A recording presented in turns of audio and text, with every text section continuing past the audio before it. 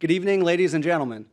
We are excited to be in Boston for Game 2 of the NBA Finals and to present the 2024 Chuck Daly Lifetime Achievement Award. On behalf of Coaches Association President Rick Carlisle and all of our great NBA head and assistant coaches, I'd like to thank Commissioner Silver, Mark Tatum, Kathy Behrens, Mike Bass, Byron Spruell, Michael Levine, Tim Frank, Paul Benedict, Mark Broussard, and the entire NBA for all of the league's support and assistance in providing this platform to honor the extraordinary achievements of our great NBA coaches. We are especially proud of the Chuck Daly Lifetime Achievement Award, which honors the memory of Hall of Famer Chuck Daly, who over an outstanding career set the standard for integrity, competitive excellence, and tireless promotion of NBA basketball. Chuck was an incredible mentor to so many coaches and players in our league, including Coach Carlisle and Coach Tomjanovich. With that, I'd like to turn it over to Coach Carlisle. Thank you. Yeah, thanks, David. Adam, thanks again. This is just such a wonderful opportunity each year to honor, basketball royalty.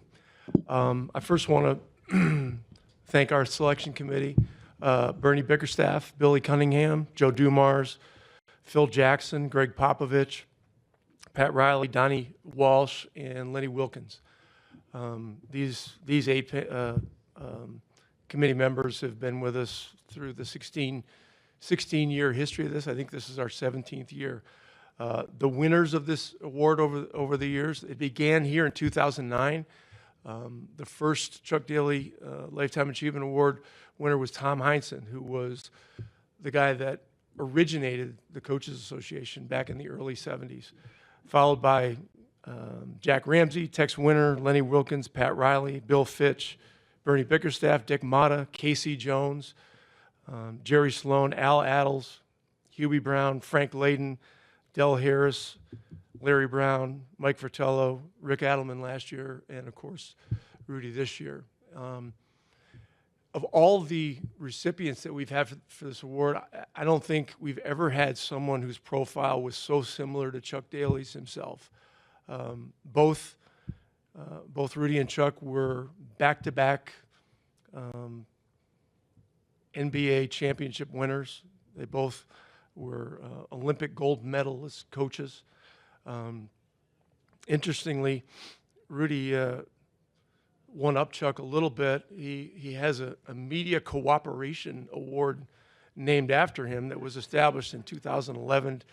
And Rudy told me it used to be the Chuck Daly Rudy Tomjanovich Award, and then somehow it just shifted, and now it's only Rudy. So that's pretty cool. But both Chuck and Rudy are guys that were beloved, unconditionally respected within the coaching profession, and guys that were able to get the very, very best out of a wide range of different kind of players, and were so great and made so many people feel special, and made the players that they coached feel special.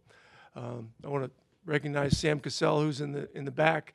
Sam was I think on both back-to-back teams in Houston, hit the big shot against New York the first year. I remember that in the Garden. He'll be coaching tonight. We tried to see if he could come out on the court for us for the award ceremony, but he's got a job to do over there, so we can't pry him away. But appreciate you being here. And Rudy also authored one of the great post-game comments in NBA history, and I want to make sure I get this right. Don't ever underestimate the heart of a champion. So it gives me great pleasure, great privilege to introduce Rudy Tomjanovich as this year's recipient of the Chuck Daly Lifetime Achievement Award.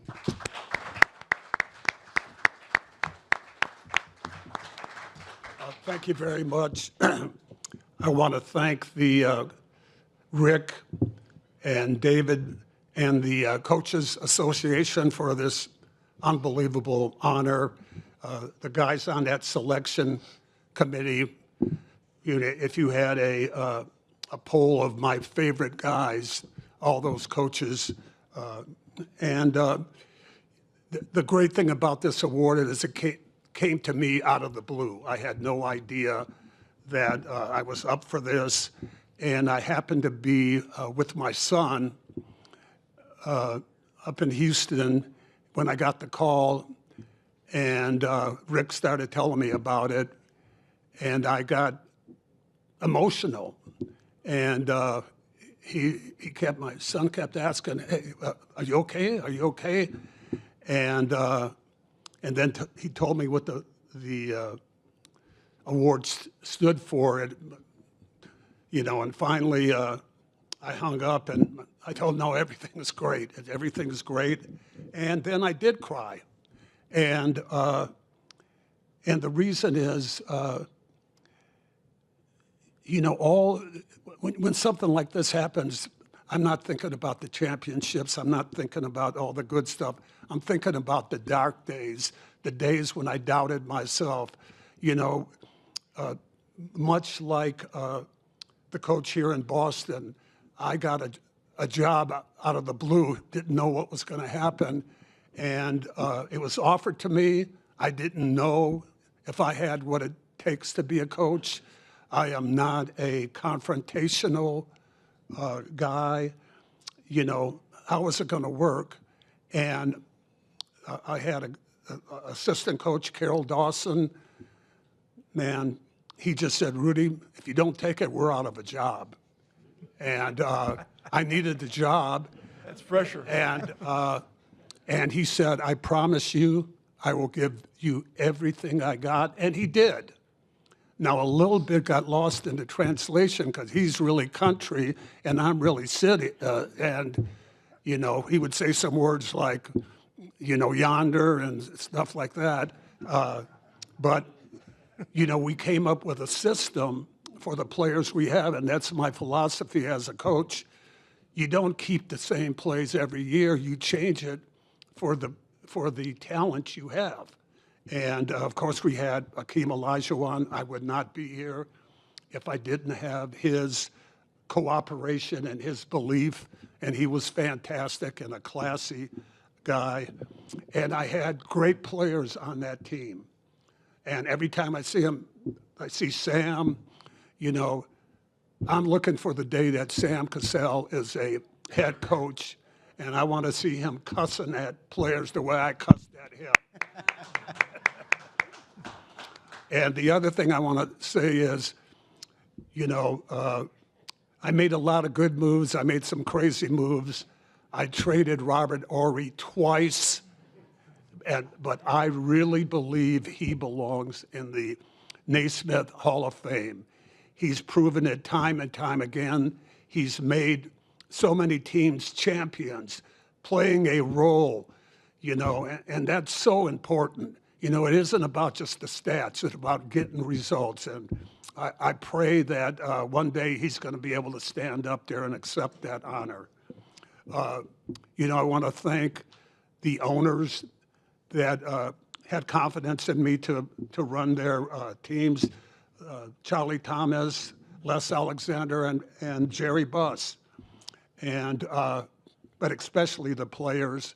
And then, of course, my assistant coaches. I still talk to my assistant coaches. We're like brothers, and we still talk basketball.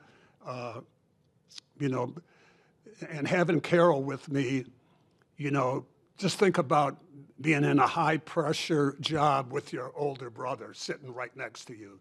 So that brought me a lot of comfort, and I'm just blessed to be here. Thank you, guys. If I could, I just want to mention something that happened earlier today. Rudy had a thing to go speak to NBA Entertainment, and so we went over to the JW Marriott and went down to this huge room, and it was really interesting to me.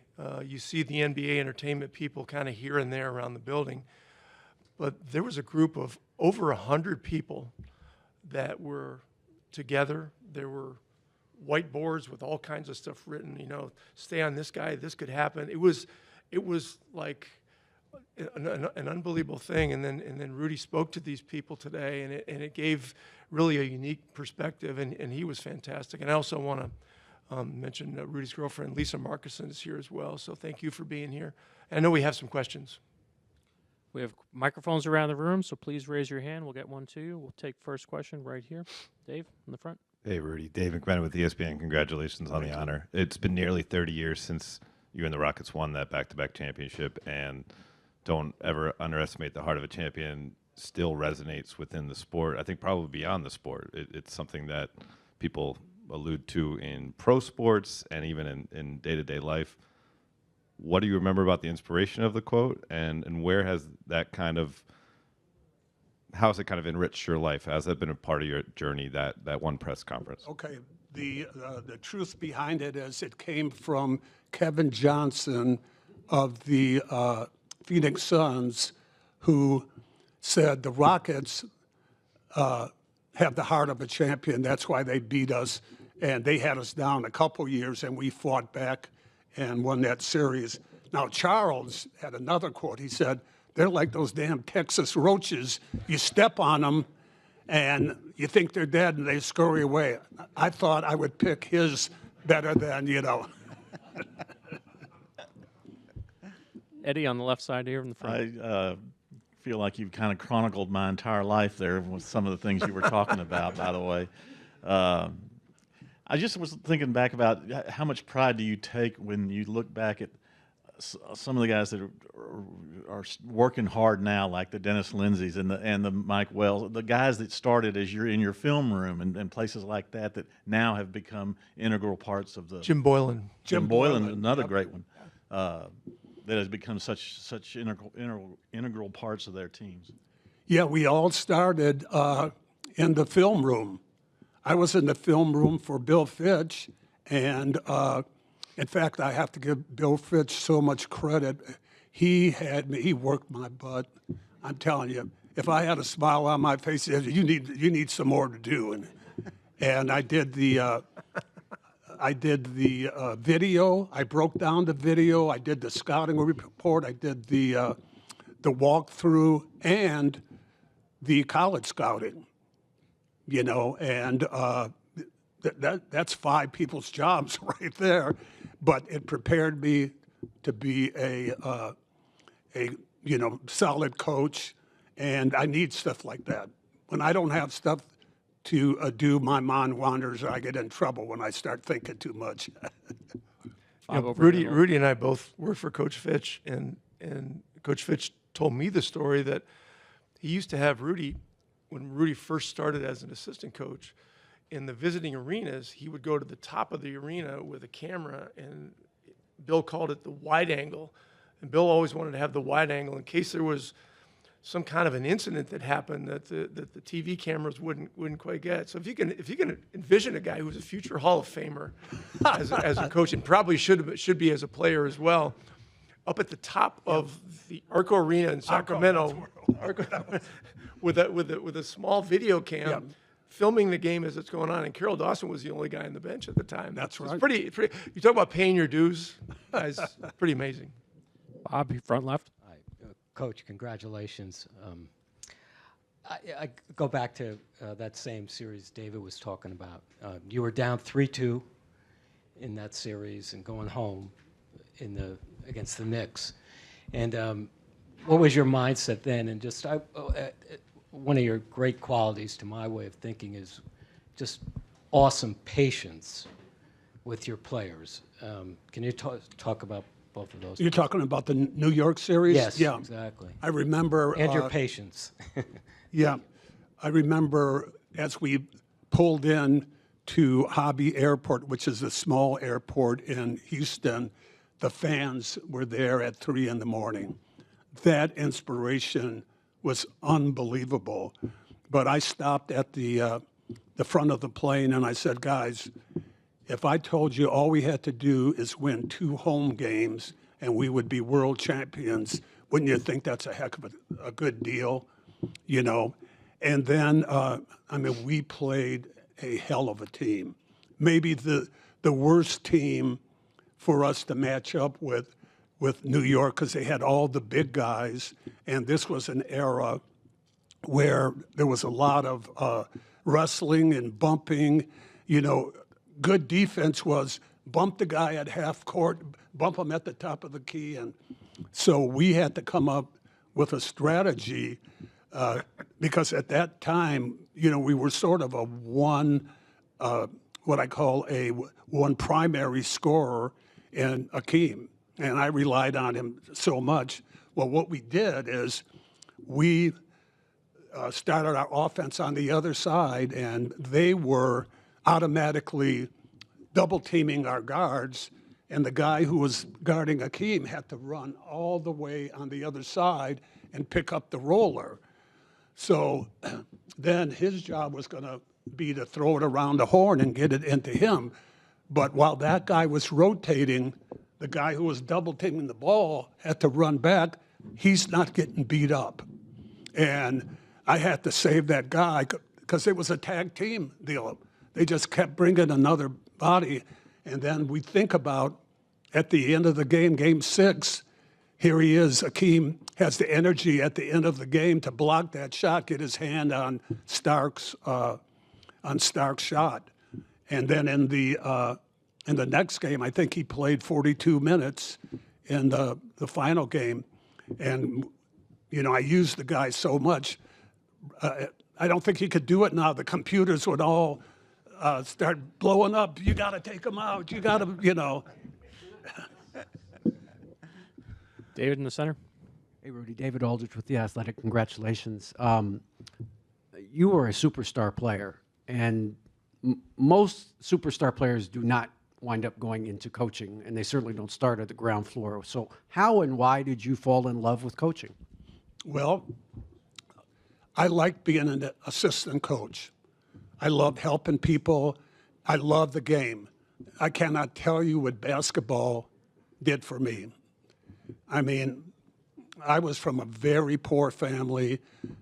My parents were not educated. My father went to the 2nd grade. My mother went to the 6th grade. They were so shy, I didn't even know how to sit at a table and have a meal because we only had one table and we only had 2 chairs. So I was so behind it as far as being socially compatible with the world, you know. But basketball, I started playing that game, and luckily for me, in my hometown, which is in the middle of Detroit, at our junior high, all the great players in that area would come and play there because we had an L-shaped, you know, recessed pole, because you get killed playing in Detroit with a straight pole. And I got to play basketball there. And, you know, if you guys got time, I'll tell you a little bit about my other sport. I played baseball as a kid, was an all-star, played against the greatest Little League player of all time. He was dubbed Art Pinky Darris. Hamtramck, Michigan in 1959 went to Williamsport and won. So that's what we did. And I had an uncle, my cousin who played second base. He said, you got to have a game plan. You ain't going to college unless you get a scholarship. Your family doesn't have it. So we had a plan. So baseball was going to be it. I didn't love baseball, even though I was good at it. For some reason, I loved basketball. But in junior high, I never played 1 second. I got in against the teachers. I had the French teacher isolated. I shook him. I shot it. Air ball. That was my junior high career. So when I told my uncle I was quitting baseball, but he says, what about our plan? I says, I'm going to do basketball. He says, Rudy, you're an all-star in baseball. You sit on the bench. I said, I'm going to go out for the team, you know.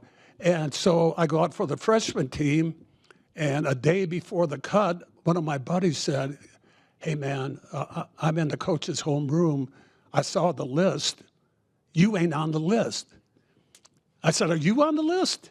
He said, yeah. I said, well, shit, I'm better than you, you know. Now, the coach was an ex-University of Michigan linebacker who knew nothing about basketball. He just took the job to make some extra bucks. So me being a shy kid, I would never approach somebody, but I wanted to play basketball. So I challenged the guy before he could announce the cut to a one-on-one game. He thought every dribble was a fumble. So he would dive on the ball, knock me down, I'd jump over and put it in.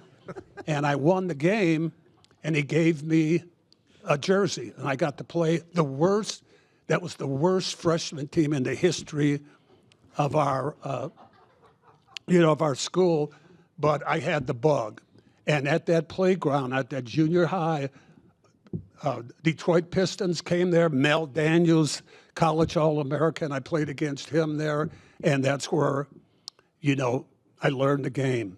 And I was so lucky, but like I said, social skills, when I think about I'm a coach and I've gone up and, I get so locked up trying to give a speech. In fact, I think I was telling Rick, when I was in junior high, this teacher said, man, you need to get out of your shell. You need to run for class president. I said, oh, no, that's not me.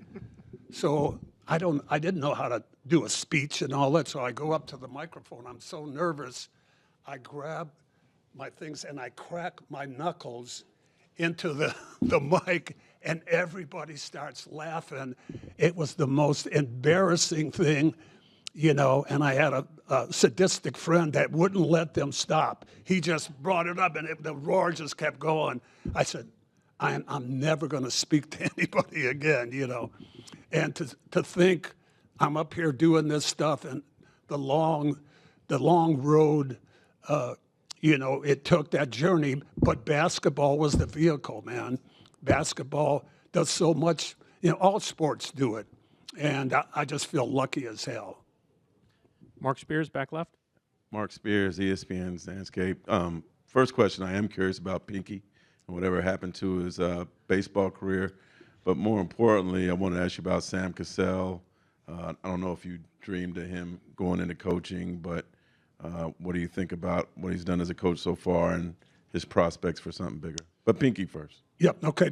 Pinky, we had nicknames in our city. It was a Polish city, so we had a girl who went to Wimbledon at a very young age. Her name was Peaches Barkowitz, and what was so wonderful, I'm so blessed that at our little park, Hamtramck is 1 square mile, and we had a park there. We had a Hall of Fame tennis coach who taught at the courts there, and then the Little League stuff, and that was all volunteer coaches, So Pinky became, he was in the Cardinal farm system. He went up there and came back and became a policeman in the suburbs. And he passed away maybe 5 years ago. And such a humble guy. His kids never knew what a great baseball player he was. And then Samuel, there was something about Sam. Back then I was the head coach, but I still thought like a scout, so I did the tapes. And I did Sam first. He was like the 4th rated point guard that year from the scouting services. I watched Sam first. I said, I like this guy. He's pretty damn good. Then I looked at the guys ahead of him, and I said, no, I'm going back to Sam. And I wound up watching every game of Sam's. And I said, and then we brought him in for an interview, and we just clicked. He was a basketball player. He was like the guys on that court that I played. He wasn't thinking about golfing or doing this and all that. I'm a player. When he goes in the gym, he's one of the alpha guys. He's going to be in there, and and we kept calling him where have you visited? Where have you gone? Nobody even brought the guy in to interview him. I couldn't believe it. And, you know, so he was, I think Robert might have been, I can't remember which one was first, but those are my babies, you know, and they're like, I want the best for them. You know, I was lucky that the Rockets gave me the ability to make the picks. You know, a lot of times you have a different department doing it and it doesn't jibe. And I just felt that we were, you know, it was a perfect storm. We were a family. We worked so well together. And then, you know, bringing Clyde back in to join Akeem, maybe the only star that we could have made that trade for in the middle of the season because they had that relationship. I would have said, no, I'm going to give loyalty to these guys. I'm going to let them defend their championship. But we were so bad. We had gotten happy feet. We were losing to teams that we shouldn't. And it became available. It says, let's pull the trigger. And Clyde was phenomenal. Jared, last question in the back left. Jared Weiss from The Athletic. You mentioned before about being thrust into the role suddenly. What does it take to find your voice as a coach in that kind of scenario? And also, how do you get buy-in from your players, and how important is it to find that balance? That's a lot. Right there, say it again, slow it down. Sure. So what did it take to find your voice as a coach, and how did you lean on the people around you to do that? Well, you know, it's funny. I looked at the assets. I looked at the positive of players, and I would get excited. You know, it's like chemistry. What he can do, what this guy can do, and all that, and how you put that together. I loved, you know, diagramming something that not everybody's doing, and put maybe that guy's better going left. We'll shift the floor, you know, and first of all, treating people with respect, and until they prove they don't deserve it, you know, and I did. I just loved when I saw a player. It looked like all the things he could do was such an asset. You know, and I think that's why they felt once they'd say a player's coach. I don't know what a player's coach is. There is a separation. You have different roles and all that, and you know, as a young guy, I'm sure Joe has had to go through all that stuff. You know, learning how to do things. Sometimes you got to be tough, you know. In fact, the year that we did decide to do the trade, I had what I called 2 helicopter halftimes, and that's when you take your coat off and you swing it around your head and you throw it and get upset. But it doesn't happen often, you know. So I hope that answered it. Thank you, everyone. We'll take a brief pause. We'll set up for a photo opportunity in a second.